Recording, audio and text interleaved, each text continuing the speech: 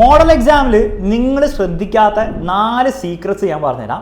ഈ 4 കാര്യങ്ങൾ നിങ്ങൾ മനസ്സിലാക്കിയാൽ മോഡൽ എക്സാമിൽ മാത്രമല്ല, ആ മോഡൽ എക്സാമിന് വേണ്ടി നിങ്ങൾ ഉപയോഗിക്കുന്ന ഈ കാര്യങ്ങൾ മാത്രമല്ല, നിങ്ങൾ പഠിക്കുന്ന കാര്യങ്ങൾ പബ്ലിക് എക്സാമിൽ നിങ്ങൾക്ക് യൂസ്ഫുൾ ആവും. ഫസ്റ്റ് കാര്യമാണ് സിലബസ് കംപ്ലീറ്റ് ചെയ്യുന്ന കാര്യത്തിൽ ഒരു തീരുമാനം ഉണ്ടാക്കണം. അതായത് പല കുട്ടികളും ചെയ്യാമെന്ന് വെച്ച് കഴിഞ്ഞാൽ സിലബസ് കംപ്ലീറ്റ് പഠിച്ചു തീർക്കാൻ വേണ്ടിയിട്ട് ഭയങ്കര ഒരു തത്രപ്പാടിൽ എന്തൊക്കെയോ അങ്ങോട്ട് കാട്ടിക്കൂട്ടും. അതായത് ഒരു ചാപ്റ്റർ പോലും മര്യാദയ്ക്ക് പഠിക്കാതെ എല്ലാ ചാപ്റ്ററും ഇങ്ങനെ ഒരു ടച്ച് ചെയ്ത് അങ്ങോട്ട് പോകും. മോഡൽ എക്സാമിന് ആക്ച്വലി ഇത് നല്ലൊരു സ്ട്രാറ്റജിയാണ്. കാരണം നിങ്ങൾക്ക് എല്ലാ ചാപ്റ്ററും കുറച്ചൊക്കെ അറിയുന്നതുകൊണ്ട് മോഡൽ എക്സാമിൽ വരുമ്പോൾ ചോദ്യങ്ങളൊക്കെ ഈസി ആയിട്ടൊക്കെ വന്നു കഴിഞ്ഞാൽ നിങ്ങൾക്ക് ചിലപ്പോൾ എല്ലാ ചാപ്റ്ററിലും ഉത്തരം പറഞ്ഞ് മോഡൽ എക്സാമിൽ നല്ല മാർക്ക് കിട്ടാൻ സാധ്യതയുണ്ട്. പക്ഷേ ഈ ഒരു രീതിയിലുള്ള പഠനം ഒരിക്കലും നിങ്ങളെ പബ്ലിക് എക്സാമിൽ ഹെൽപ്പ് ചെയ്യില്ല. കാരണം എന്താ സംഭവിക്കുക വെച്ചാൽ മോഡൽ എക്സാമിൽ നിങ്ങൾ തട്ടിക്കൂട്ട് പഠിച്ചു ഒന്നും കൃത്യമായി നിങ്ങൾ മനസ്സിലാക്കിയിട്ടൊന്നുമില്ല, ഒന്നിനും ഡീപ്പായിട്ട് നിങ്ങൾ പഠിച്ചിട്ടില്ല. എന്നിട്ട് മോഡൽ എക്സാം കഴിയുമ്പോൾ നിങ്ങൾ വീണ്ടും നോക്കുമ്പോൾ നിങ്ങൾക്ക് വീണ്ടും ആ ഒരു വളരെ സർഫസ് ലെവൽ നോളജേ ഉള്ളൂ. അപ്പോൾ വീണ്ടും എന്താ സംഭവിക്കുകയെന്ന് വെച്ച് കഴിഞ്ഞാൽ നിങ്ങൾ പബ്ലിക് എക്സാമിന് സീരിയസ് ആയിട്ട് പഠനം നിങ്ങൾക്ക് ഭയങ്കര ഡിഫിക്കൽട്ടാവും. കാരണം നിങ്ങൾ വീണ്ടും ഒന്നും കൂടി എല്ലാ ചാപ്റ്ററും പഠിക്കുന്ന ഒരു ഫീൽ ആയിരിക്കും ഉണ്ടാവും. അപ്പോൾ അങ്ങനെ ഒരിക്കലും ചെയ്യരുത്. ഇതിൻ്റെ അർത്ഥം ഒരിക്കലും നേരെ തിരിച്ചുള്ള കാര്യം ചെയ്യണമെന്നല്ല, ആകെ 3 ചാപ്റ്റർ മാത്രം പഠിച്ചിട്ട് ഞാൻ പരീക്ഷയ്ക്ക് പോകുള്ളൂ എന്ന് തീരുമാനിച്ചാൽ ആ മണ്ടത്തരവും. രണ്ടിൻ്റെ ഒരു ബാലൻസ് ആണ് നിങ്ങൾ കീപ്പ് ചെയ്യേണ്ടത്. അതായത് നിങ്ങൾ ഓൾമോസ്റ്റ് നിങ്ങളുടെ സിലബസിൻ്റെ ഒരു 70% എങ്കിലും പഠിച്ചു തീർക്കാൻ വേണ്ടി ടാർഗറ്റ് ചെയ്യണം. അതിൽ കുറവുള്ള കാര്യം മണ്ടത്തരാണ്. 70% 100% ആക്കാൻ വേണ്ടി ഓവർ നിങ്ങൾ എന്ത് ചെയ്യരുത്, ഡൈല്യൂട്ട് ചെയ്യരുത്. അപ്പോൾ ആ 70% സിലബസ് നിങ്ങൾക്ക് വൃത്തിക്ക് പഠിക്കാൻ പറ്റുമെങ്കിൽ അത് മതി എന്ന് വിചാരിക്കാം. അത് പറ്റുമെങ്കിൽ ഒരു 80% ആക്കാൻ വേണ്ടി നോക്കുക, പറ്റുമെങ്കിൽ 90% ആക്കാൻ വേണ്ടി നോക്കുക. പക്ഷെ അത് പറ്റുമെങ്കിൽ എന്നുള്ള രീതിയിൽ വേണം നിങ്ങൾ ചെയ്യാൻ വേണ്ടിയിട്ട്. അങ്ങനെ ചെയ്താലുള്ള ഗുണം ആ 70% വട്ട് എവർ യു സ്റ്റഡി ആ ചാപ്റ്റേഴ്സ് വീണ്ടും പബ്ലിക് എക്സാമിന് വേണ്ടി പഠിക്കേണ്ട ആവശ്യം ഉണ്ടാവില്ല. റിവൈസ് ചെയ്താലും ക്വസ്റ്റ്യൻസ് ഒക്കെ ചെയ്താൽ മതി. ബാക്കിയുള്ള 20% അല്ലെങ്കിൽ 30% നിങ്ങൾ പഠിച്ചെടുത്താൽ മതിയോ. ഇങ്ങനെ ചെയ്താൽ മോഡൽ എക്സാമിന് ഒരുപക്ഷെ നേരത്തെ പറഞ്ഞ സ്ട്രാറ്റജിനാണ് സ്ലൈറ്റ്ലി മാർക്ക് കുറയാൻ ചാൻസ് ഉണ്ട്. പക്ഷേ പബ്ലിക് എക്സാമിൽ നിങ്ങൾക്ക് കാര്യമായിട്ട് മാർക്ക് കൂടാനുള്ള ചാൻസ് ഉണ്ട്. ഇനി ഇതൊക്കെ എങ്ങനെയാണ് സാർ പഠിച്ചെടുക്കുക? ഏറ്റവും ബെസ്റ്റ് ഓപ്ഷൻ ഞാൻ പറയുകയാണെങ്കിൽ എക്സാമിൻ്റെ റിവിഷൻ ബാച്ചിൽ ജോയിൻ ചെയ്യുക. അടിപൊളി ക്ലാസ്സസ് ഉണ്ട്.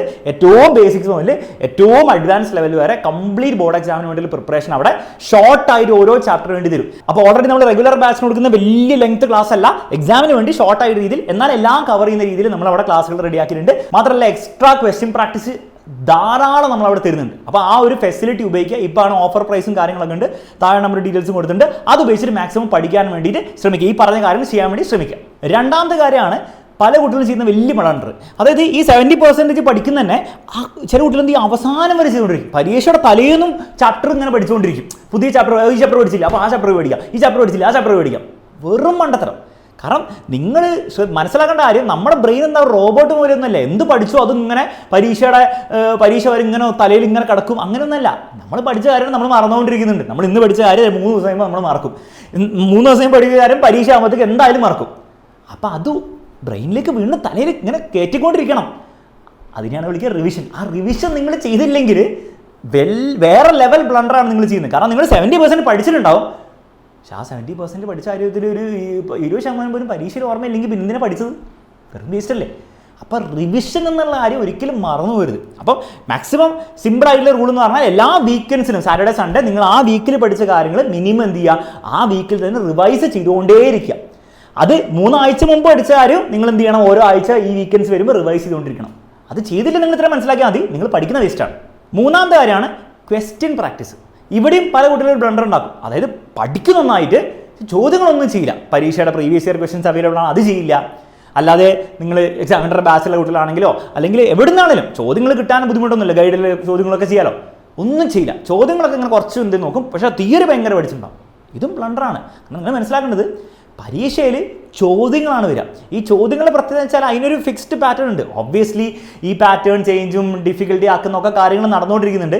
പക്ഷേ അതൊക്കെ നമ്മുടെ മൊത്തം ക്വസ്റ്റ്യൻ പേപ്പറിൽ ഒരു മാക്സിമം പോയ 20% അങ്ങനെ അവർ മാറ്റി കളിക്കുള്ളൂ. ബാക്കി 80% ചോദ്യങ്ങളും സ്ഥിരമായിട്ട് ചോദിക്കുന്ന കുറച്ച് സെറ്റ് ചോദ്യങ്ങളുണ്ട്. അത് ഏതാണ്ട് അതുപോലെ തന്നെയൊക്കെ ചോദിക്കുള്ളൂ. അപ്പം നിങ്ങൾ അത് നേരത്തെ കണ്ട് അതിൻ്റെ ഉത്തരം വന്നാൽ ചോദ്യം വന്നാൽ എങ്ങനെ ഉത്തരം എഴുതേണ്ടതെന്നൊന്നും പ്ലാൻ ചെയ്തില്ലെങ്കിൽ പെട്ടെന്ന് പരീക്ഷ ഹാളിൽ ഇരുന്നുമ്പോൾ അത് കത്തില്ല. മാത്രമല്ല പരീക്ഷ ഹാളിൽ നിങ്ങൾ പഠിച്ച പോലെ ഒന്നല്ല. നിങ്ങൾ ഓരോ ചാപ്റ്റർ പഠിച്ചു.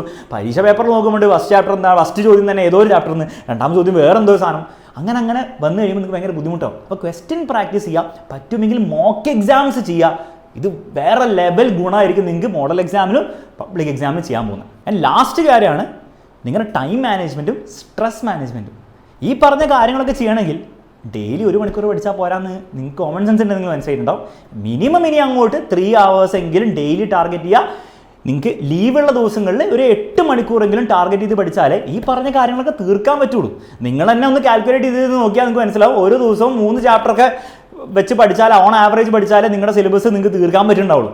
അപ്പോൾ ആലോചിച്ച് നോക്കുക അതിൻ്റെ ഒരു സീരിയസ്നെസ്. അപ്പോൾ അതിന് വേണ്ടിയിട്ട് നിങ്ങൾക്ക് കുഞ്ഞു ടൈമൊന്നും വെച്ചിട്ട് ഇനി അങ്ങോട്ട് പഠിക്കാൻ പറ്റില്ല. അപ്പോൾ ടൈം നിങ്ങൾ കൃത്യമായിട്ട് മാനേജ് ചെയ്യണം. സോഷ്യൽ മീഡിയയുടെ കാര്യങ്ങളൊക്കെ കുറയ്ക്കണം, അനാവശ്യമായുള്ള ഡിസ്ട്രാക്ഷൻ കുറയ്ക്കണം.